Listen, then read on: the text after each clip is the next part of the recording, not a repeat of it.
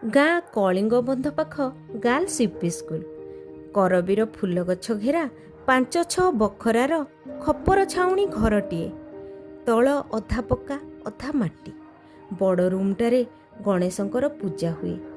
ପୂଜା ଆଗ ଦିନ ଗୋବର ଲିପା ହୁଏ ଚାରିଆଡ଼। ପିଲାମାନେ ଆମ୍ବ ଦେବଦାରୁ ପତ୍ର ଯୋଗାଡ଼ କରନ୍ତି ଆଗ ସାମିଆନା ଆଉ ତୋରଣ ପାଇଁ। ଟେବୁଲ ପକାଇ କାଗଜ ପତାକା ଜରି ଫୁଲରେ ସାଜସଜା ହୁଏ ଗଣେଶଙ୍କ ମଣ୍ଡପ।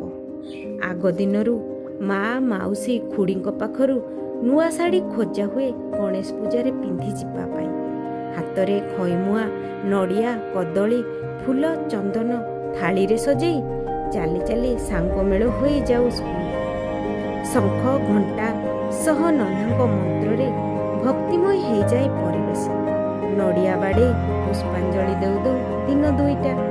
କଦଳୀ, ସେଓ, ବୁନ୍ଦୀ, ଖଇବିସା ଭୋଗ ଖାଇ ମହା ଆନନ୍ଦରେ ଫେରୁ ଘରକୁ।